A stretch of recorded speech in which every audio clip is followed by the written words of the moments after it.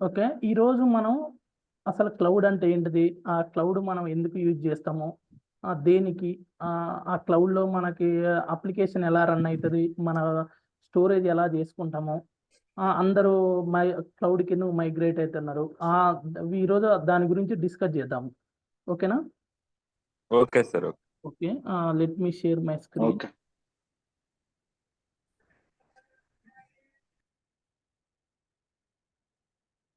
Screen కనపడుతుందండి నాది?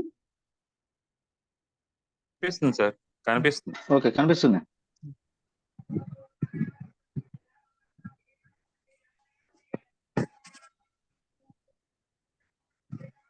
Content చూసారా అండి? హలో, మీరందరూ కంటెంట్ చూసారా అండి? నా కోర్స్ కంటెంట్?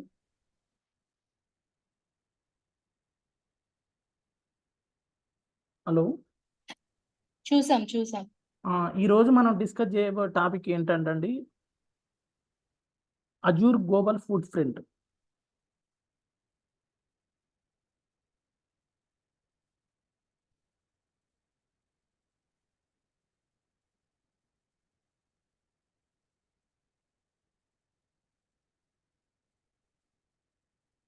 మనకి క్లౌడ్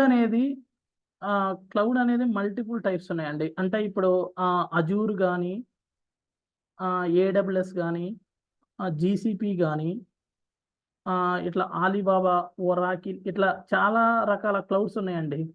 ఒరాకిల్ ఇట్లా మార్కెట్లో. కాకపోతే డిమాండ్ ఉన్న క్లౌడ్స్ ఏంటంటే అండి అజూరు, ఏడబ్ల్యూఎస్ అండి. అజూర్ అనేది మైక్రోసాఫ్ట్ వాడిది. ఏడబ్ల్యూఎస్ అనేది అమెజాన్ వాడిది.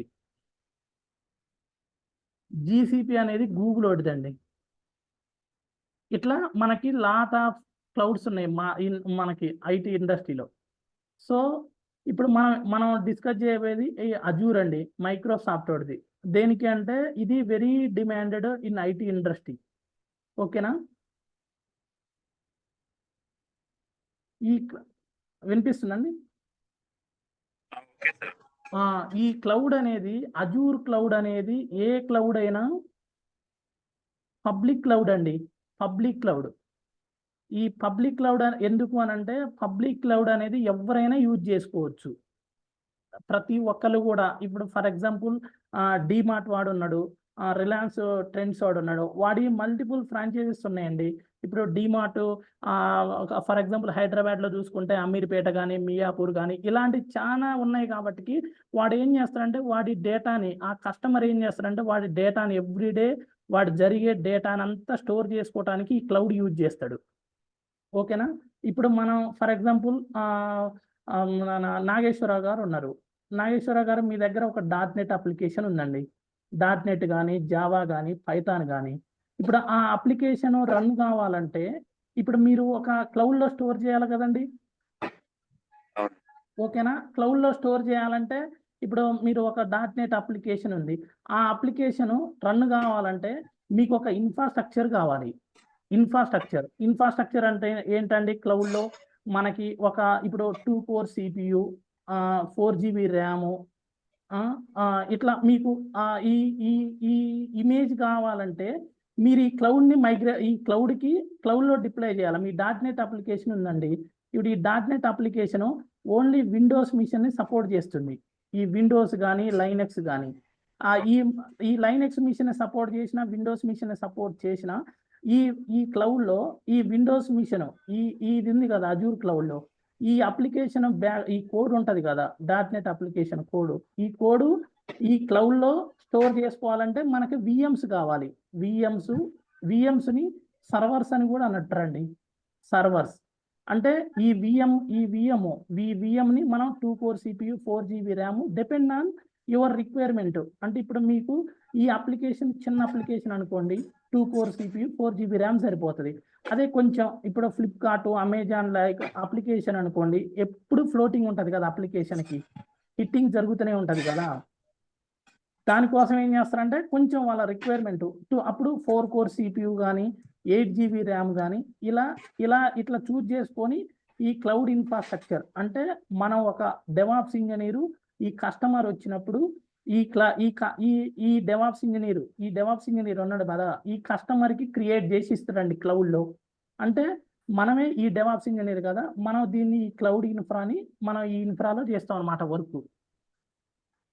ఓకేనా? Cloud is nothing but collection of servers అండి. కలెక్షన్ ఆఫ్ సర్వర్స్ అనొచ్చు, లేదా డేటా సెంటర్ అనొచ్చు. Collection of data centres. మీకు డేటా సెంటర్స్ ఎలా ఉంటుంది ఐడియా ఉందండి?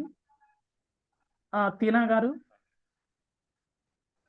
నర్సిరెడ్డి గారు, మీకు డేటా సెంటర్స్ అంటే ఐడియా ఉందండి? లేదు లేదు. డేటా సెంటర్స్ అంటే ఎలా ఉంటాయి అంటే వర్చువల్గా ఉంటాయండి. అంటే ఫిజికల్ మిషన్సే, కాకపోతే ఏంటంటే మనకు కనపడవు అనమాట. ఎలా ఉంటాయంటే ఒక్క నిమిషం.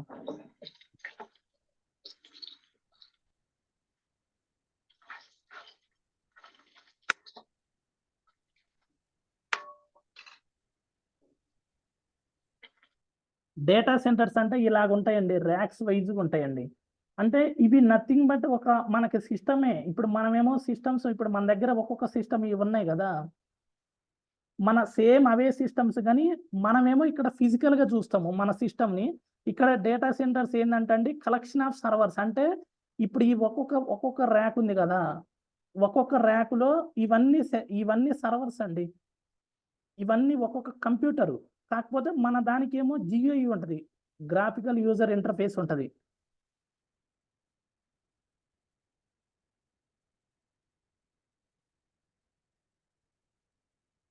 ఇప్పుడు ఇవన్నీ ఉన్నాయి కండి, ఇదొక ర్యాకు, ఇదొక ర్యాకు, ఇదొక ర్యాకు, ఇట్లా ఉంటాయండి. మల్టిపుల్ ర్యాక్స్ ఉంటాయి. ఒక్కొక్క ర్యాక్స్ లో ఇవి సర్వర్స్. ఇదొక సర్వరు, ఇదొక server. Server is nothing but కంప్యూటరే అండి. కాకపోతే మనమేమో మన దగ్గర ఉన్న కంప్యూటర్ని జియుఐ చూస్తాం, గ్రాఫికల్ యూజర్ ఇంటర్ఫేస్. అంటే మనం ఫిజికల్ గా చూస్తాము. ఇవేంటంటే ఒక డేటా సెంటర్లో, అంటే ఎక్కడో వర్చువల్ గా మనం కనెక్ట్ అవుతాం అన్నమాట. ఫిజికల్ గా ఉంటాయి ఇవన్నీ, కాకపోతే మనం వర్చువల్ గా కనెక్ట్ అయ్యి మనకు కావాల్సిన రిక్వైర్మెంట్ ప్రకారం మనం మన డేటాని స్టోర్ చేసుకుంటాం. అవి 1, 2, 3 VMs. ఓకేనా? హలో. ఓకే. ఏంటంటే ఈ వర్చువల్ మిషన్స్ అంటే మనం వర్చువల్ గా కనెక్ట్ అవుతాం కాబట్టి, ఇప్పుడు మనం ఎక్కడో ఉంటామండి. మనం ఇప్పుడు ఫర్ ఎగ్జాంపుల్ ఇప్పుడు మనం ఇక్కడ మన హైదరాబాద్ లొకేషన్ లో ఉన్నామండి. ఓకేనా? హలో. మనం హైదరాబాద్ లొకేషన్ లో ఉన్నాం. ఫర్ ఎగ్జాంపుల్ మన .NET అప్లికేషన్ ఉందండి, మనం హైదరాబాద్ లొకేషన్ లో ఉన్నాం. ఈ మనం ఎక్కడో క్లౌడ్ లో డిప్లాయ్ చేయాలంటే మన అప్లికేషన్ అజూర్ అనేది 60+ రీజియన్స్ ఉన్నాయండి వరల్డ్ లో. 60+ రీజియన్స్ ఉన్నాయి. అంటే ఇప్పుడు ఫర్ ఎగ్జాంపుల్ ఇండియా అనేది ఒక రీజియను, యుఎస్ అనేది ఒక రీజియను, యూకే అనేది ఒక రీజియను, కెనడా అనేది ఒక రీజియన్. ఇట్లా 60+ రీజియన్స్ ఉన్నాయండి అజూర్ అనేది. AWS అనేది 30+ రీజియన్స్ ఉన్నాయి. సేమ్ ఇట్లనే ఇండియా అనేది ఒకటి, యుఎస్ అనేది ఒకటి, యూకే అనేది సేమ్ ఇట్లనే ఒక్కొక్క ఈ 60 రీజియన్స్ ఉన్నాయి. మళ్ళీ ఒక్కొక్క రీజియన్ కి 3 జోన్స్ ఉన్నాయండి. 3 జోన్స్. ఇదొక జోను, ఇదొక జోను. 3 జోన్స్. 3 జోన్స్ ఎక్కడంటే మన ఇండియాలో ఎక్కడంటే అండి సెంట్రల్ ఇండియా ఒకటి, సౌత్ ఇండియా ఒకటి,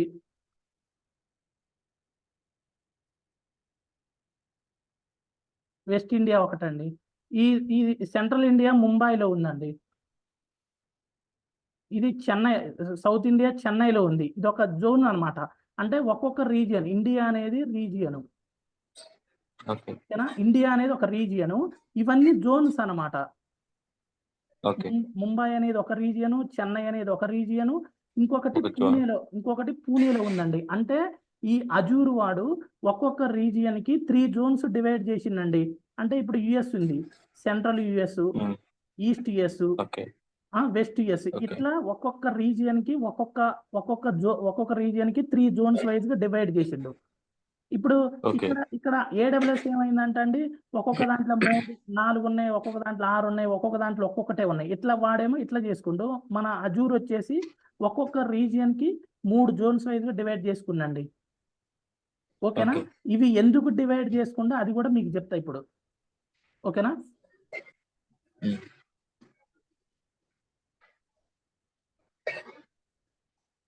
ఇప్పుడు ఫర్ ఎగ్జాంపుల్ మీ ఇప్పుడు ఈ అజూర్ అనేది ఏంటంటే మనం ఒక స్టోరేజ్, ఇప్పుడు అజూరోడు ఈ క్లౌడోడు ఏం ప్రొవైడ్ చేస్తాడంటే మనం ఒక డేటాని స్టోర్ చేసుకోవచ్చు. ఓకేనా? ఏ డేటా? ఇప్పుడు మనకి డిమార్ట్ కానీ, రిలయన్స్ ట్రెండ్ కానీ, ఏదైనా ఒక కస్టమరు, ఇప్పుడు ఫర్ ఎగ్జాంపుల్ మీ దగ్గర మీకు గూగుల్ డ్రైవ్ ఉందండి. హ్మ్.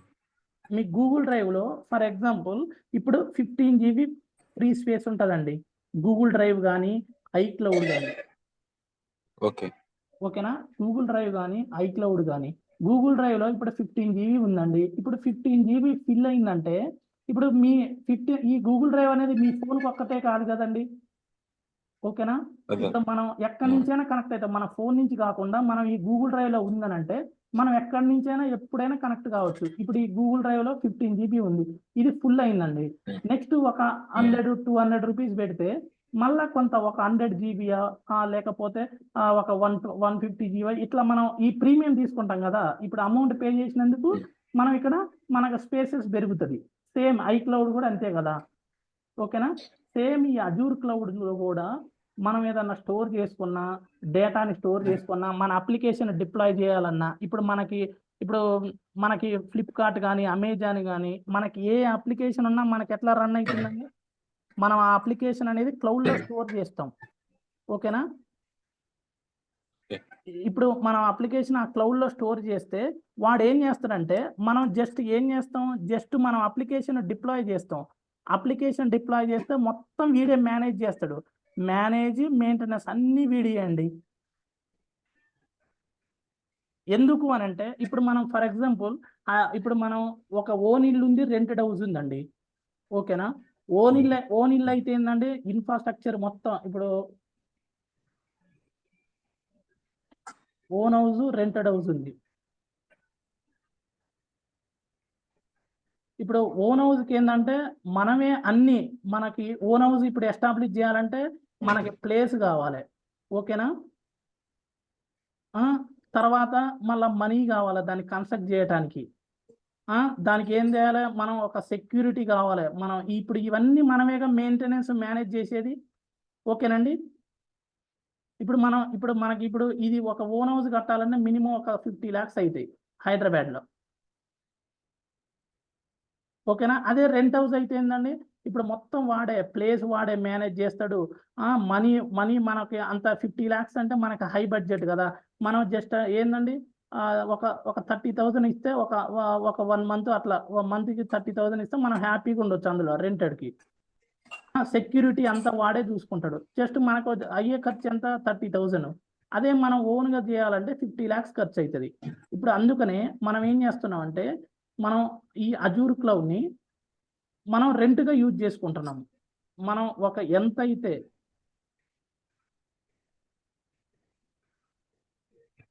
మనం ఎంతైతే యూజ్ చేస్తున్నాం, ఫర్ ఎగ్జాంపుల్ ఇప్పుడు మనం ఇప్పుడు ఈ అజూర్ క్లౌడ్ని మనం ఏదన్నా ఒక క్లౌడ్ని మనం ఎస్టాబ్లిష్ చేయాలంటే ఫస్ట్ మనకి ప్లేస్ కావాలి. ఓకేనా? రెండోది ఇంకేం కావాలండి? ఒక డేటా సెంటర్ని ఎస్టాబ్లిష్ చేయాలంటే నడిచిరెడ్డి గారు సిస్టమ్స్ కావాలి. ప్లేస్ కావాలి, మంచిగా ఉండాలి. దానికి అంతా రీసోర్సెస్ ఉండాలి. ఇప్పుడు మనకి బిల్డింగ్ కావాలి. బిల్డింగ్ మ్యాన్ పవర్ కావాలి. 4 మ్యాన్ పవర్ కావాలి. కరెక్ట్. మ్యాన్ పవర్ కావాలి, మనీ కావాలి. ఓకేనా? ఇప్పుడు ఇవన్నీ కావాలండి. ఏది మన ఓన్గా ఒక డేటా సెంటర్ని ఎస్టాబ్లిష్ చేయాలంటే అంటే ఇప్పుడు మనీ అంటే మామూలుగా ఒక కోర్సులనే కండి, కోర్సులనే కావాలి కదా ఒక డేటా సెంటర్ని చేయాలంటే. అదే మనం రెంట్గా యూజ్ చేస్తే ఏమవుతుంది అంటండి, మనం ఎంత యూజ్ చేస్తే అంతే అమౌంట్ పడుతుందండి. ఇప్పుడు ఫర్ ఎగ్జాంపుల్ మనం ఒక అప్లికేషన్ కోడ్ని ఒక అప్లికేషన్ని కానీ లేదా ఒక డేటాని స్టోర్ చేయాలంటే మనకి వర్చువల్ మిషన్స్ క్రియేట్ చేసుకుంటాం మనం, విఎమ్స్ క్రియేట్ చేసుకుంటాం. ఈ విఎమ్స్ క్రియేట్ చేసుకుంటే మనకి అవర్కి 1 అవర్కి 2 rupees, 2 rupees or 3 rupees cost అండి పర్ అవర్కి. అదే మీరు ఈ విఎం వద్దనుకున్నప్పుడు దీన్ని డికమిషన్ చేసుకోవచ్చు, మళ్ళీ మీకు కాస్ట్ ఉండదు కదా. అదే ఇప్పుడు మనం వీటి కోసం మనం ఒక డేటా సెంటర్ని ఎస్టాబ్లిష్ చేయాలంటే కొన్ని కోట్లలో అవుతుందిగా.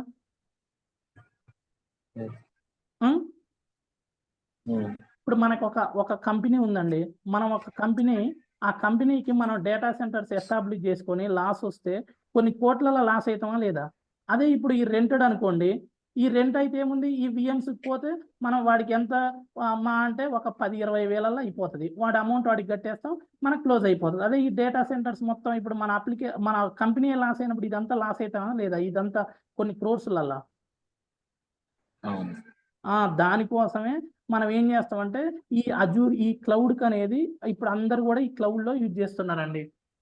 మనం ఈ డెవాప్స్ ఇంజనీర్ చేసేది ఏంటిదంటే ఈ ఇన్ఫ్రా డెవలప్మెంట్ అనమాట. ఒక కస్టమర్ వచ్చినప్పుడు ఈ క్లౌడ్లో ఏమేమి రిక్వైర్మెంట్ కావాలి, ఆ క్లౌడ్లో సర్వీసెస్ నేర్చుకుంటున్నాం అనమాట మనం.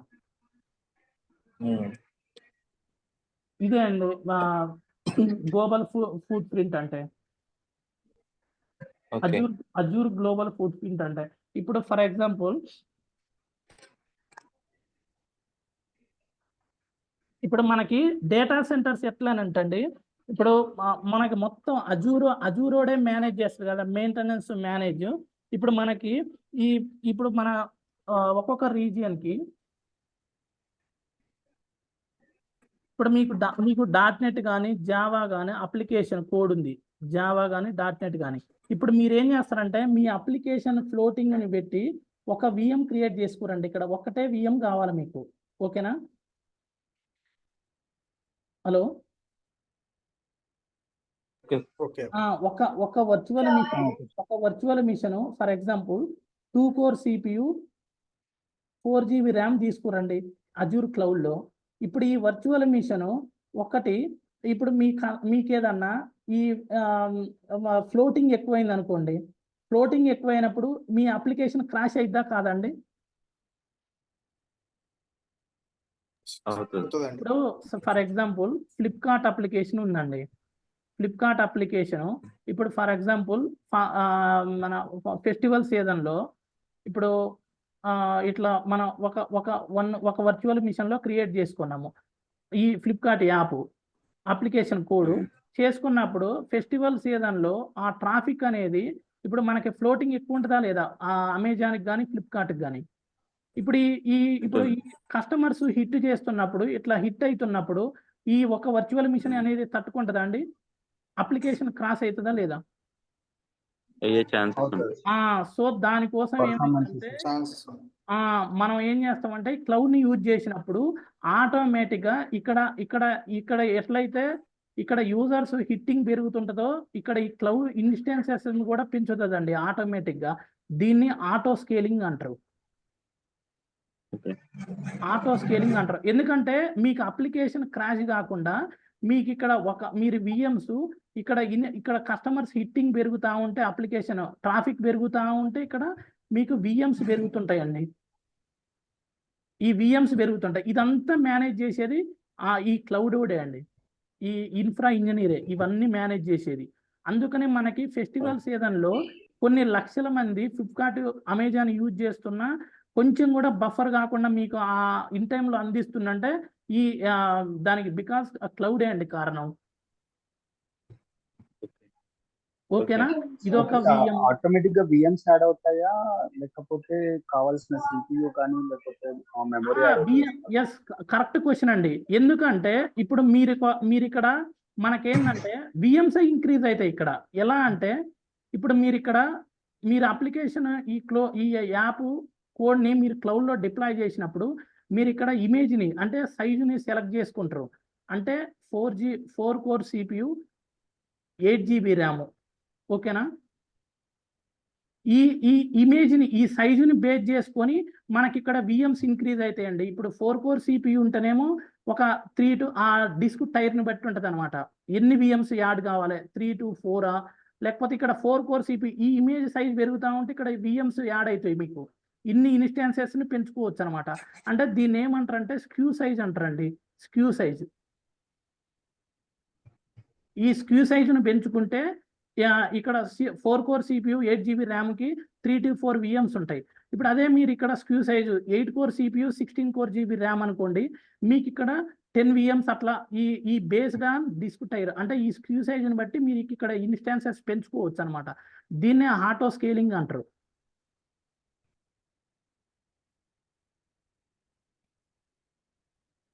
హలో, ట్రాఫిక్ తగ్గినప్పుడు మళ్ళీ స్కేల్ డౌన్ అవుతాయండి.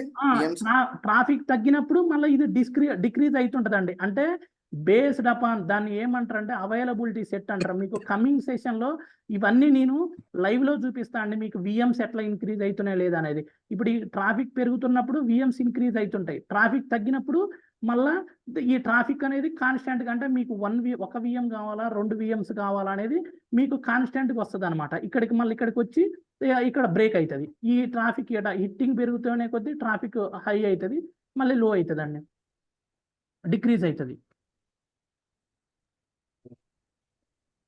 మీరు సెలెక్ట్ చేసుకునే ఇక్కడ మీరు అందుకునే అనేది నేను ఇక్కడ ఏంటంటే మీ అప్లికేషన్ కోడ్ను బట్టి ఇక్కడ 2 కోర్ సిపియు 4 GB ర్యాము అంటే ఇప్పుడు మీకు ఎస్ఎస్డి హెచ్డిడి ఉందా అండి? హలో, ఇప్పుడు మీ దగ్గర ఉన్న లోకల్ మిషన్లో అంటే మీ కంప్యూటర్లో ఎస్ఎస్డి ఉంది కదా, ఈ ఎస్ఎస్డిని బేస్ చేసుకొని మీకు హెచ్డిడీలు పెంచుకునేది. అంటే మీకు local disk D drive, E drive, F డ్రైవ్లు ఉన్నాయి కదా, ఈ ఎఫ్ డ్రైవ్లు అనేది బేస్ చేసుకొని ఈ ఎస్ఎస్డిని బేస్ చేసుకొని మీకు హెచ్డిడీలు అనేది ఇక్కడ మనకి ఇక్కడ ఎస్ఎస్డి ఎంత ఉందో ఇక్కడ అన్ని పెంచుకోవచ్చు అండి. అందుకని మీకు ఎస్ఎస్డి పెంచుకునేటప్పుడు సిస్టమ్ అంతా ఫార్మాట్ అయ్యి బ్యాక్ ఎండ్ని వాడు పెంచుతున్నాడు కదా, దీన్ని బేస్ చేసుకొని ఎస్ఎస్డిని బేస్ చేసుకొని ఇవన్నీ మనకి ఈ local disk D drive, E drive, F drive, G drive ఇవన్నీ మనం దీన్ని బేస్ చేసుకొని మనం ఇక్కడ పెంచుకోవచ్చు. అట్లనే సేమ్ ఇక్కడ మనం ఒక అప్లికేషన్ని మనం డిప్లాయ్ చేసేటప్పుడు 8 కోర్ సిపియు కావాలా, 16 GB కావాలా, ఇవన్నీ మనం కస్టమర్ దగ్గర మనం రిక్వైర్మెంట్ తీసుకుంటాం. మనకు ఎట్లా అంటే ఒక కస్టమర్ దగ్గర నుంచి టికెట్స్ వస్తాయండి. కస్టమర్ దగ్గర నుంచి వచ్చినప్పుడు మనం వాడికి చెప్తాము మీ అప్లికేషను ఎట్లా ట్రాఫిక్ ఎట్లా ఉంటుంది. దానికి ఏం చేస్తారంటే మనకి హై లెవెల్ డిజైన్, లో లెవెల్ డిజైన్ అని ఉంటుందండి. నెట్వర్క్ ఆర్కిటెక్ట్ వేస్తాడు. ఈ అప్లికేషన్ బేస్ చేసుకొని మీకు ఎన్ని వీనెట్స్ కావాలి, ఎన్ని సబ్నెట్స్ కావాలి, ఎన్ని విఎమ్స్ కావాలి, ఇలా వాడు మనకి చేసుకొని కస్టమర్ దగ్గర నుంచి తీసుకుంటాడు. ఈ రిక్వైర్మెంట్ మొత్తం తీసుకొని మనకిస్తే మనం దీన్ని బేస్ చేసుకొని మనం వాడు క్రియేట్ చేసి ఇస్తామండి. ఇది ప్రాసెస్. ఇప్పుడు మీకు ఇదంతా నేను మీకు లైవ్లో చూపిస్తాను. నేను ఈ ఇన్స్టాన్సెస్ ఎట్లా ఇంక్రీజ్ చేస్తామో దీన్నే అవైలబిలిటీ సెట్ అంటారు, అవైలబిలిటీ జోన్ కూడా అంటారు.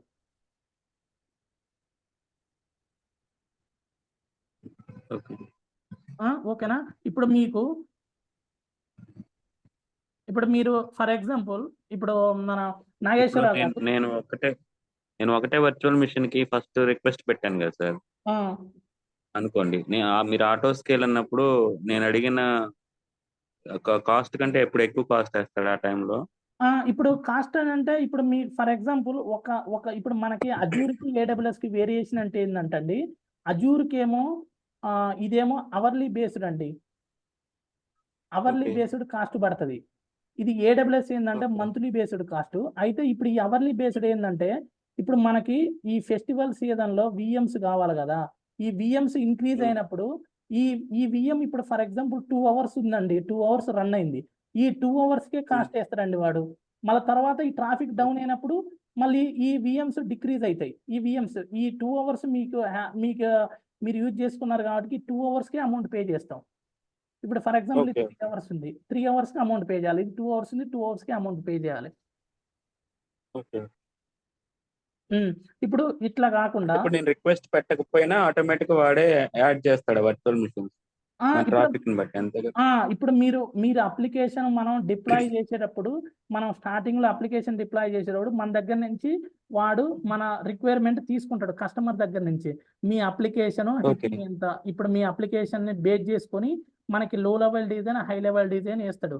వేసి దాని ట్రాఫిక్ బట్టి ఇప్పుడు మీరు ఏం చేస్తారంటే ఫెస్టివల్ సీజన్ కానీ లేకపోతే కొంచెం క్రౌడ్ ఉన్న సిచ్యువేషన్ లో మీరు వాడికి చెప్తారనమాట, నా అప్లికేషన్ ఈ టైంలో కొంచెం నాకు హై అవైలబిలిటీ కావాలి అని అంటే వాడు ఆ టైంలో ఏం చేస్తాడంటే ఈ విఎంస్ ఆటో స్కేలింగ్ ఎనేబుల్ చేస్తాడు మీ అప్లికేషన్ కి. చేసినప్పుడు ఆ అప్లికేషన్ ఏమవుతుందంటే ఆ టైంలో హిట్టింగ్ ఎంత యూజర్స్ హిట్ అవుతున్నప్పుడు ఆ ఇన్స్టెన్సెస్ అనేది ఆటో ఇంక్రీజ్ అనమాట, అట్లా పెరుగుతూ పోతుంటాయి. ఇప్పుడు ఇక్కడ మనం చెప్పినాం కదా స్క్యూ సైజ్ అని. స్క్యూ సైజ్ అనేది మనం ఇక్కడ 4 CPU ర్యామ్ తీసుకున్నామండి. 4 CPU 8 GB ర్యామ్ తీసుకున్నప్పుడు ఇప్పుడు మీ అప్లికేషన్ చిన్న అప్లికేషన్ కాబట్టి దీనికి ఇన్స్టెన్సెస్ ఎట్లా ఉంటాయంటే ఒక 3 to 4 దీన్ని బేస్ చేసుకుని ఉంటాయి, ఈ స్క్యూ సైజ్ని బేస్ చేసుకుని ఉంటాయి. ఒకవేళ మీకు ఫ్యూచర్లో అప్లికేషన్ కొంచెం ఎక్కువ కావాలి అన్నప్పుడు ఈ స్క్యూ సైజ్ని దీన్ని చేంజ్ చేయాలి. అంటే మనకి డౌన్ టైం కావాలి, అప్లికేషన్ అప్పుడు ఆగిపోతుంది. డౌన్ టైం తీసుకొని మనం ఏం చేస్తామంటే ఇప్పుడు 8 core CPU 16 అంటే మీ రిక్వైర్మెంట్ బట్టి బేస్ చేసుకొని మేము ఇక్కడ ఎనేబుల్ చేస్తాం దీన్ని. ఇప్పుడు మీకు ఫర్ ఎగ్జాంపుల్ బ్యాంకింగ్ అప్లికేషన్ కానీ ఇలాంటి applications some times server issue వల్ల బ్రేక్ అప్లికేషన్ ఆగిపోతుంది కదా. ఆ టైంలో ఏంటంటే ఇవన్నీ జరుగుతుంటాయండి. ఈ అప్డేట్స్ కానీ ఇలాంటి వర్క్ మనం ఇన్ఫ్రా లెవెల్లో వర్క్ చేస్తుంటాం, డౌన్ టైం తీసుకుంటాం. సర్వర్ డౌన్ చేసి మీరు అప్డేట్ చేస్తాం. సర్వర్ డౌన్ కావాలి కదా. ఇప్పుడు మీకు ఇంకొకటి ఏంటంటే ఇప్పుడు మనం దీంట్లో ఇప్పుడు ఈ విఎంలో మనం అప్లికేషన్ డిప్లాయ్ చేసినప్పుడు ఈ విఎం మేనేజ్ మొత్తం మనమే చేయాలండి. అంటే ఇన్ఫ్రా మేనేజ్ మొత్తం మనమే చూసుకోవాలి, అంటే ఈ క్లౌడోడే చూసుకోవాలి. ఈ అప్లికేషన్ మేనేజ్ మాత్రం అప్లికేషన్ ఇంజనీర్ చూసుకుంటాడు, అది వాడి రెస్పాన్సిబిలిటీ. ఏంటంటే మనకి ఎప్పుడైనా ఈ విఎం మనం అప్లో ఉండేటట్టు చూసుకోవాలి. ఈ విఎం అంటే ఈ సర్వర్స్ ఎప్పుడు మనకు అప్లో ఉండేటట్టు చూసుకోవాలి. మన దగ్గర నుంచి వాడికి ఏ ఇబ్బంది ఉండొద్దు. ఈ అప్లికేషన్ సైడ్ మిస్టేక్ ఉన్నప్పుడు వాడు చూసుకుంటాడు.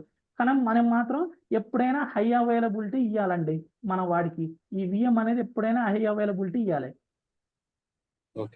ఇప్పుడు హై అవైలబిలిటీ కావాలన్నప్పుడు మీరు నన్ను ఒక క్వశ్చన్ అడగచ్చు, కాల్ కట్ అవుతుందండి ఇప్పుడు.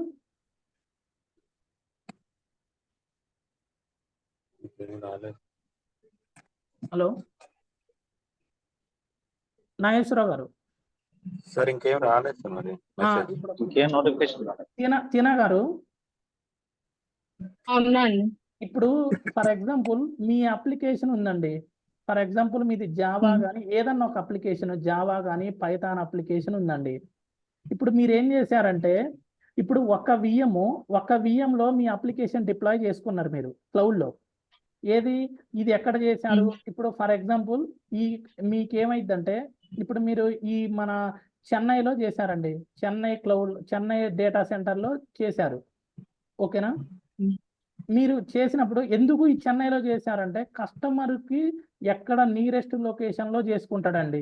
ఇప్పుడు మనకి యుఎస్ క్లయింట్ అయితే వాడి నియరెస్ట్ లొకేషన్లో చేసుకుంటాడు. ఇప్పుడు ఈస్ట్ యుఎస్ కానీ సెంట్రల్ యుఎస్ కానీ వెస్ట్ యుఎస్ కానీ వాడి నియరెస్ట్ లొకేషన్లో అప్లికేషన్ డిప్లాయ్ చేసుకుంటాడు. వాడు ఆ విఎంస్ క్రియేట్ చేసుకోమంటాడు. ఓకేనా? ఇప్పుడు మీరు ఏం చేస్తారంటే మీ నియరెస్ట్ లొకేషన్ మీకు చెన్నై ఉందండి, ఒక విఎం క్రియేట్ చేసుకున్నారు, ఒక విఎంలో మీరు అప్లికేషన్ డిప్లాయ్ చేసుకున్నారు. మరి ఇప్పుడు నేను 100% మీకు హై అవైలబిలిటీ కావాలంటారు, నేను ఇయ్యలేస్తానా?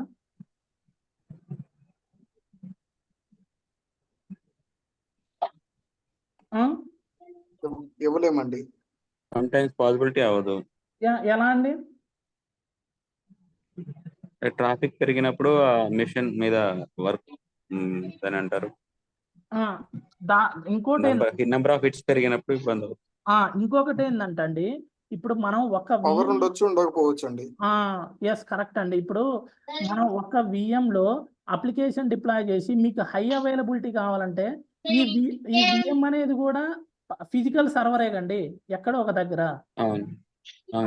ఇప్పుడు ఈ ఫిజికల్ సర్వర్ అంటే ఇప్పుడు మన ల్యాప్టాపే ఒక్కోసారి అప్డేట్ అడుగుతుంటది, లేకపోతే రీస్టార్ట్ చేయమంటది. ఇప్పుడు ఈ ఒక్క విఎంలో మీరు అప్లికేషన్ డిప్లాయ్ చేస్తే దానికి ఏదన్నా నెట్వర్క్ ఇష్యూ కావచ్చు, పవర్ ఇష్యూ వల్ల ఈ విఎం అనేది డౌన్ అవుతుంటది కండి. ఇప్పుడు మీరు ఇక్కడ చేశారు, ఈ విఎం డౌన్ అయినప్పుడు అప్లికేషన్ డౌన్ అయితే యూజర్ దగ్గర అప్లికేషన్ బఫర్ అవుతుంటది కదా. అవును, అయితే మీకు నేను అప్పుడు 100% హై అవైలబిలిటీ ఇవ్వలేను కండి. ఇవ్వలేము. అందులోనే మనం ఈ క్లౌడ్ వచ్చేసి 100% నేను అవైలబిలిటీ ఇవ్వలేననే చెప్పిందండి. ఈ అజూర్ కాదు, ఏడబ్ల్యూఎస్ అయినా జీసీపీ అయినా ఏదైనా 100% హై అవైలబిలిటీ ఇవ్వలేదు. మీకు 99.9% అయితే ఇస్తుంది కానీ 100% అంటే హై అవైలబిలిటీ ఉండదు. కాకపోతే మీరు ఏం చేస్తారంటే ఈ హై అవైలబిలిటీ కోసం మీరు ఇక్కడ ఒక విఎం క్రియేట్ చేశారు కదా, దానికి ఏం చేయాలండి మనం హై అవైలబిలిటీ కావాలంటే?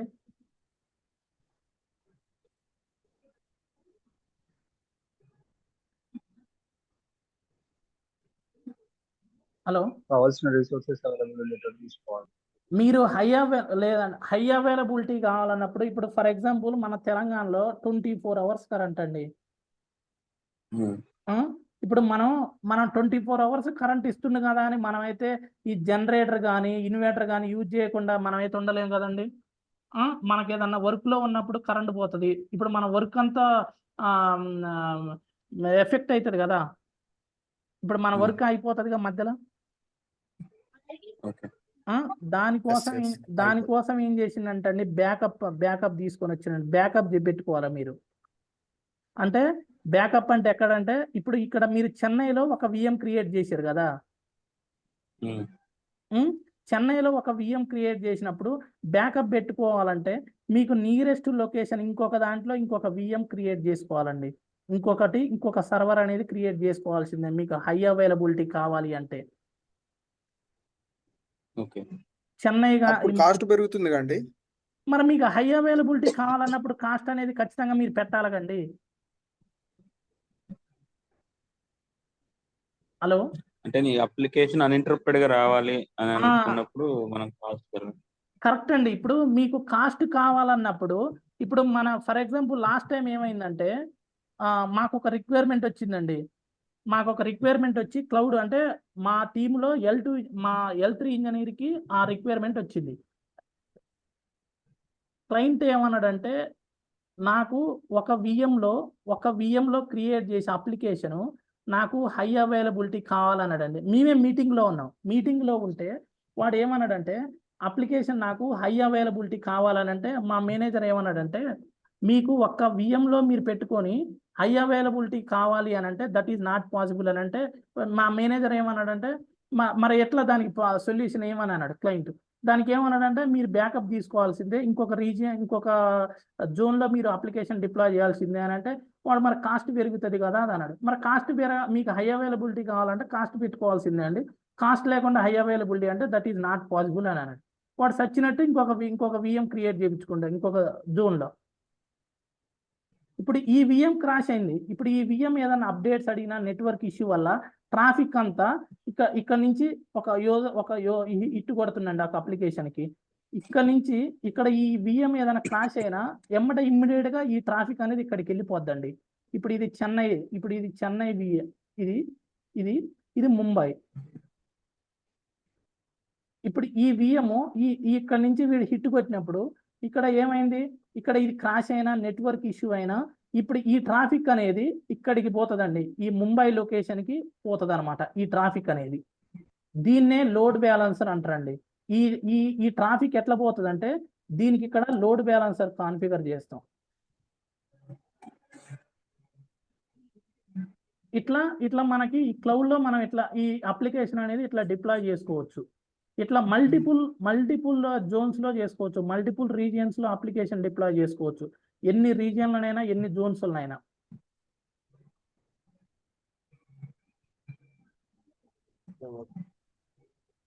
ఓకేనా?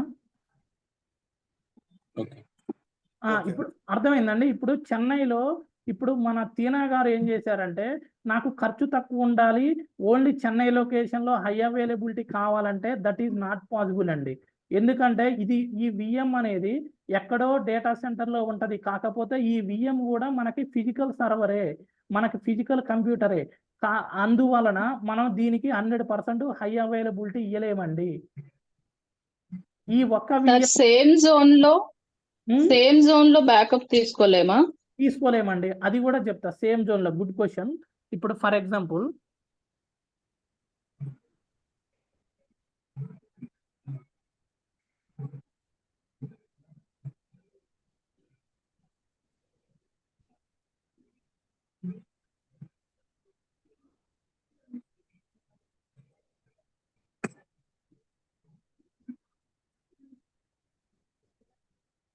ఇప్పుడు మీకు ఒక్కొక్క రీజియన్ లో ఎన్ని జోన్స్ ఉంటాయండి అజూరు?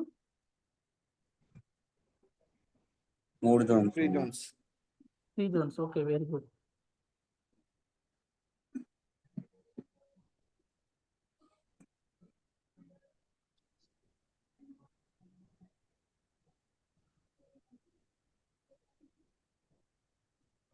ఇది ఇండియా రీజియన్ అండి. ఇది చెన్నై, ఇది చెన్నై, ఇది ముంబై, ఇది పూణే అండి. ఓకేనా? ఓకే. Zone 1, zone 2, zone 3. ఓకేనా? ఇప్పుడు ఇందులో